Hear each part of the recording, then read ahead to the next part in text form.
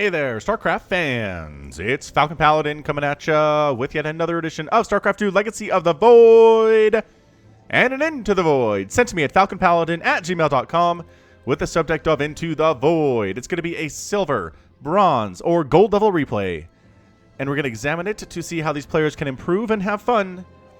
And in the bottom right-hand corner, we have the Red Protoss player Luke, and hang on a second, 2 SCVs moving out. Okay, it's going to be a proxy here from the blue player, RFW. All right, man, starting off with a proxy barracks and two proxy barracks. Oh, man, probe scout here, Luke.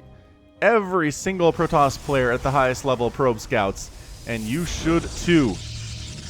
You should also worker scout if you're at this level, if you're Zerg or Terran, but especially if you're Protoss worker scout. And hey, there we go. Walling off a little bit on the high ground here with his gateway. Thrown down an assimilator. And just, you know, waiting for 150 minerals here to throw down yet another barracks. Holy smokes, double gas. Double gas?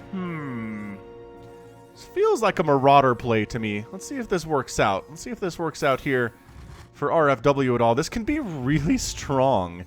This can be really, really strong. The Marauders show up, bad things happen. Probe comes up and sees, okay, no barracks in here, and there is a double gas coming up. So, tricky something must be going on. There might be a starport somewhere around the way over here or something along those lines. Either way, that is a Zealot in production from Luke. Don't know if I like that very much, but he is throwing down a Cyber Core pretty fast. And honestly, I would honestly go for a Forge here. Throw some cannons on top of the ramp because something's going to be coming to kill you pretty soon. Oh, Reapers. Okay. So Reapers here instead of Marauders. I don't know how I feel about that. Stalkers trade really well versus Reapers, so do Adepts. The probe's coming back around this way, is looking for stuff. Sees cleaning bot. That's not what he's looking for. And going to pop on in and see the double barracks and say, here they are. I found your stuff. Found your stuff, so let's go ahead and make some units here. That Zealot there's a Zealot out here. Trying to see if there's anything up that way. There's not. But yeah, that's because the barracks are over here. This is kind of a cheesy game at this moment, but it looks like we're going to be okay for Luke. Making a Stalker, the other gateway is coming in. He's not expanding, intelligently so, recognizing the threat that is incoming right now. And hold on, is my sound off a little bit? It is off a little bit. Let's go ahead and knock that down. The teeniest and tiniest there. There it is. Okay, so it doesn't, anyway, should be a little bit more balanced now. The reason it was up that high is because I was streaming over on twitch.tv/FalconPaladin just a couple of hours ago. I do that every Tuesday and every Friday night in the US. So if you want to come hang out, it's a good time to do it. I did some 3v3 laddering, just working on my macro, and actually won most of my games. I think I went like 6 of 7, or maybe even 7 of 8. I need to go look at my record. It was a lot. It was a lot of wins. Dealt with some early rushes, and then still managed to cut a macro behind it while defending. I was pretty happy with myself there. Usually if I go for early aggression or I'm defending early aggression, my macro falls to absolute pieces. But I feel like I did a little bit better this time, and it was nice. So, Zealot coming in and saying, hey, if you guys want to hold still, I will kill you. But no, they don't. They want to kite because that's what you got to do. And the Reaper's down. I mean, the Reaper did what it could. Got some scouting information. Yeah, 3 Stalkers here. Yeah, it's just not going to work out. If the other Stalker gets involved, that would be nice. Ooh, 1 Reaper does go down. Is there a shield battery? And there's a shield battery. Okay, this early aggression is not going to work for RFW at this stage. I really like the response here from Luke. He scouted what was happening, responded properly to it. He's now expanding, which is fantastic. RFW is also expanding on the other side of the map here. So he recognizes he's not winning with this. This is not a winning strategy, not when there are already Stalkers out, not when a shield battery is in play. So he's just going to go ahead and move into a regular old game at this point, transition right on in. He's going to make a Cyclone to try to deal with these Stalkers, which can be pretty good. And he's actually floating his barracks in. Don't you want that? Are you meching right now? Are you going mech against our Protoss player? It seems possibly you are, my guy. Strangely enough. So anyway, barracks down. I mean, he got a bit of a scout off. It ended up seeing the robotics facility. Cool. But I mean, other than that, it didn't see the expansion coming up right now. Got an Adept harassing over this way, and I mean, generally pretty good against Reapers, but not if you're outnumbered again 5-1. That's how this works. I know I say it a lot, but by golly, Again, Adepts, good against Reapers, not in those numbers. Marines, pretty good against Zerglings, not in those numbers, right? It's just a numbers question most of the time. Is that a third command center? RFW, you're so greedy right now. Or did he just... Oh, did the Adept actually... No. The Adept forced to cancel on the natural on the low ground? I missed that entirely. My apologies, but wow.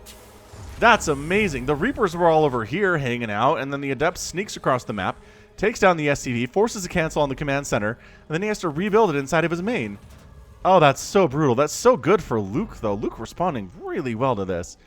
I like it when the defending player actually manages to turn the tables on the aggressive cheesing player and get some stuff done, and that's exactly what that was. So far, so good out of Luke. He's got his expansion. He's not really saturating it super well yet, but he's not making any probes. I thought I was making probes, but that's an immortal. I mean, immortals are good, but also make probes. Also, just saturate the crap out of your natural base if you can. I mean, you can. There you go. Making 2 probes at a time. That's what I'm talking about, my guy. So Stalker's pushing in. Can we just win here, they say? Well, there's a tank on the high ground. There's a Cyclone there, too. If you had Blink, and you could Blink on top of that tank and kill it, I think that would be the end of it for RFW. But RFW really more interested in just seeing if there's an expansion yet. And there's not. And his... Oh, boy, that poor guy. That poor Stalker is just dead. Friendly fire splash damage hurting the tank coming down the ramp, though. That's a minor victory for Luke, I would say. Stalker is going to try to maybe... No, there's a tank in a great position to make sure that doesn't happen. Command Center's still flying away, though. This is pretty good pressure out of Luke.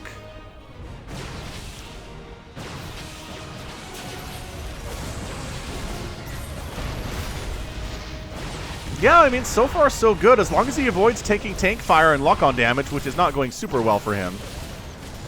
It should be all right. Tank repositioning himself here. Luke actually displaying some decent micro, really not building anything back home while doing this micro, and that's usually how it works in the lower levels.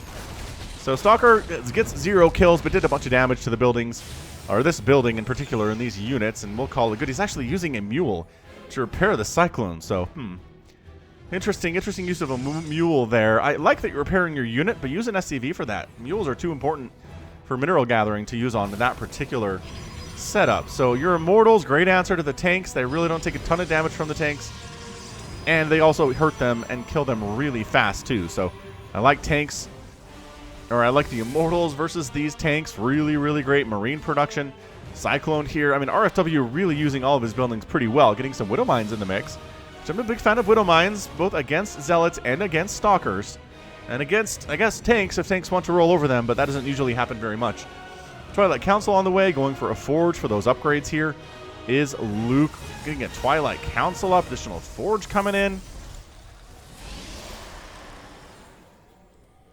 And another, is that another Observer? That's another Observer. He's already got 1. So he's feeling like he's got some good information, but he wants more. He wants more information here. So it's a bit of a slow moment here. You ever checked out the Falcon Paladin Hour? It's a weekly podcast with me and Simulacrum and Aussie as we talk about all things nerdy, including The Mandalorian, including My Hero Academia, including Watchmen, Silicon Valley, all sorts of media, all sorts of TV shows and movies off of all different channels and, I guess, movie theaters. So check it out. We talk about StarCraft 2, including Home Story Cup, BlizzCon, the major events. We make bets on them, and the loser has to do stupid things like learn Disney princess songs and watch bad anime episodes, and it's been pretty good. Some pretty good back and forth there. Anyway, third base on the way here from Luke. RFW decides, well, we're 8 minutes in. It's probably time to get a third base. So he is. Worker count is 38 to 44. Luke has been really probing up exceptionally well, fully saturated on 2 bases, and actually oversaturated at his main. You can see that 16 out of 10 there. That's your indication. If this is red, it means you need to make another base, or need to transfer some of the workers to another base that is undersaturated. That would be like a 13 out of 16 here. That would be under saturation. You can move some of the workers over there and see what you get. Third base on the way here too from Luke. From Cool Hand Luke, oversaturated RFW. Got some Widow Mines in case oracles fly in, but it's not what we're looking at here today. There are definitely no oracles into the order of the day here for Luke, which is something I'd recommend. You do want to get some oracles just to toss down Revelation on your opponent's army and see where it is most of the time. If you can be aware of where your opponent's army is, you're going to have an easier time killing it and defending against it. I know, simple stuff, but that's why you see the players, professional players, getting oracles and replacing them when they die, especially in this matchup, but usually against Zerg too. So Blue Flame Hellions, or rather just, are they regulars? Oh, yeah, that's blue. Blue Flame Hellion / Hellbats in here trying to do something. Oh, actually catching a couple of them out. These Zealots are fast. They have the charge upgrade in the latest patch here, which means they don't do damage, that 8 damage on the attack when they charge, but they are much faster overall. Look at how zippy they are. They are faster than stimmed Marines, I believe, is the comparison people are throwing around on the internet right now. So, I mean, get the upgrade. Look at these guys zip. Zip, zip, zop. Doing it. Luke protecting his third base. Third base is down for RFW. It is not really doing anything with it. Zealots. Oh, they used their charge on that missile turret. That's not great. And going in here, I don't know. I don't think you need to go in there. Is there a third base just shut down? No, but there's one over here, which you might know about. You have no idea exists. I don't know about going in here, Luke. I mean, the Cyclone play from RFW is actually pretty good. He's kiting pretty well, using lock-on on these Stalkers, trying to rip them apart. The Immortals are effectively unopposed, though, which is a problem. Tank Fire is going to help against these Immortals. A combination of the Tank Fire and the Cyclones. Which, is this Race Car Mech? Is RFW doing Race Car Mech versus a Protoss today? Who knows? Look at Luke, though, warping in charge lots into opponent's main base like he's Showtime or something. Ah, friendly fire splash on the SCVs. Widowmine down, full evacuation here. Things suddenly looking really, really bad for RFW. Main base completely evacuated here. He has to bring up some Blue Flame Hellions to try to deal with this. Tank Fire and Blue Flame, a good combination against Zealots. And they should be able to save this tank just because Blue Flame Hellions are super good. Oh, additional Zealots coming in, though. No. No, you're not saving it. Army supply 18 to 30 right now. It's not a lot of a difference, but it feels fairly insurmountable here. Look at how fast these Zealots are. They're getting on top of the Cyclone. Bam! Thank you for playing. This tank goes down as well. Trying to repair it. No! Say the Zealots. No repair allowed. We have +1 attack. We are mean. I cannot believe how much he's getting done just warping in charge lots over and over into his opponent's main base. He's not even necessarily warping in a lot. I mean, what is it? 4 or 5 at a time? But it's enough to really shut down RFW here, and that is the nature of Into the Void, right? Is that little things that wouldn't kill better players do a great job at killing lesser players. Ooh, some Stalkers this time, and a Sentry this time, strangely enough. I mean, Blue Flame Hellbats are actually surprisingly good against units like this, but not enough. Again, outnumbered in a 3-to-1 situation is not very good. So this is why you don't necessarily mech against Protoss. It's hard to do. It's hard to make it work here, especially if you don't have any medevacs healing up your Hellbats, which we don't, by the way. Nor is there even a starport to make it happen even a little bit. So Luke's sitting back on his 3 bases, continuing to just warp in stuff into the main base of RFW, and that's it, man. Luke is your winner in 12.5 minutes. Excellent, excellent job by him, and that just goes to show the power of warping in Zealots into your opponent's base. That's exactly what it is. I kind of wanted to see what the Thor would do, but I mean, there are what, 5 Zealots and 5 Stalkers here, so he is hopelessly outnumbered. He's not going to win that fight for sure, so he decided not going to try. But yeah, fun one. Really fun one there. And again, I do enjoy it when the person who goes for the proxy attack at the front gets shut down and then just really can't compete with the counterattacks on the other side. It just makes me feel all warm and fuzzy. Warm and fuzzy on the inside there. Nicely done by Luke.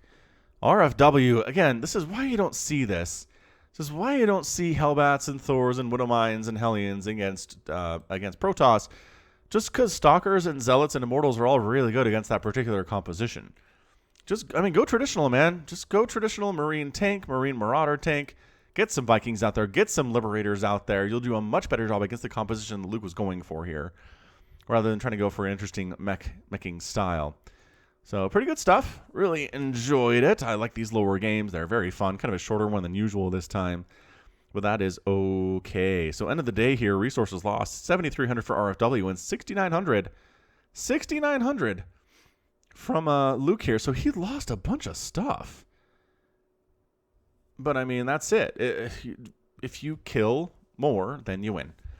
So end of the day, there are 25 Zealots down, 20 Stalkers, 2 Immortals is a lot. But killing 3 tanks, 9 Cyclones, 6 Reapers, and 7 Hellbats is going to be okay.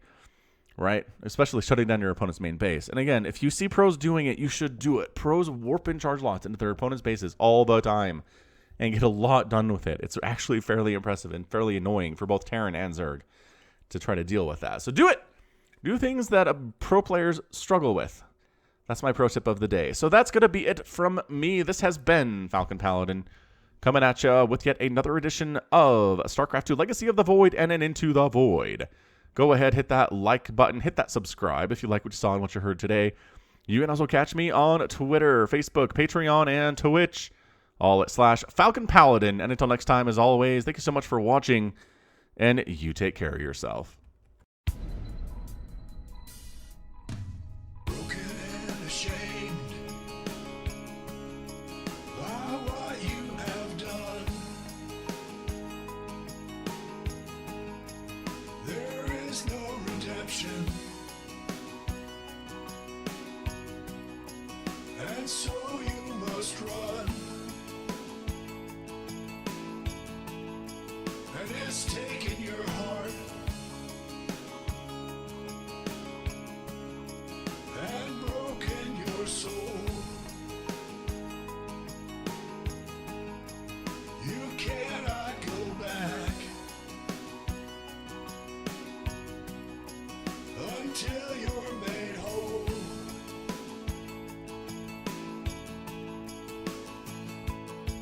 And you're running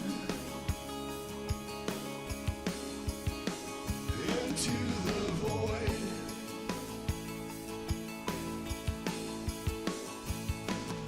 You go searching into the void to find a place you can live, a place you can love. Is it just an illusion? When push comes to shove,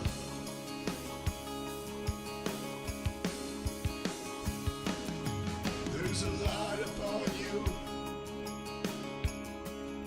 and you follow it on. Looking for a reason and a way to atone.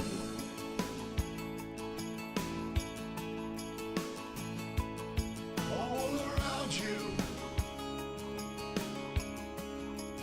the planets and stars. You're lost in a maelstrom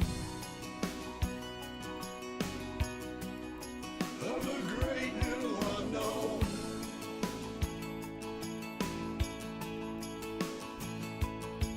And you're running into the void.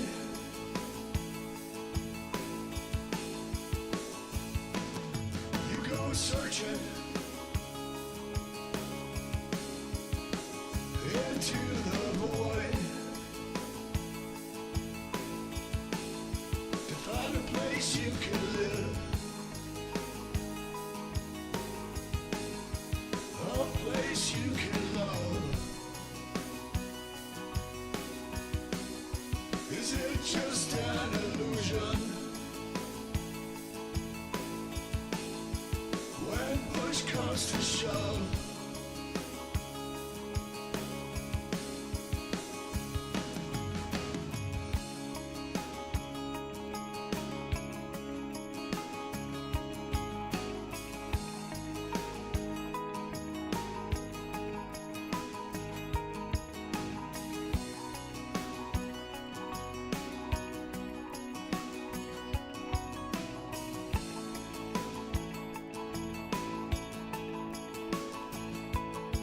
and you're running into the void.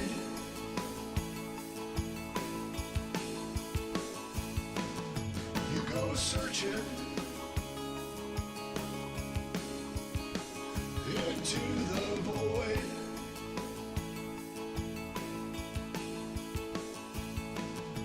and you're running to the void.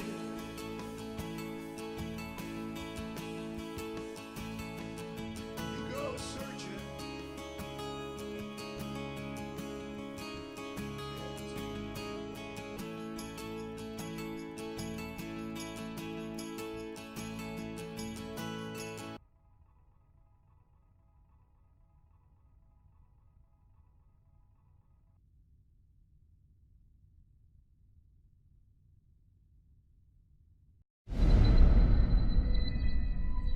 Thank you.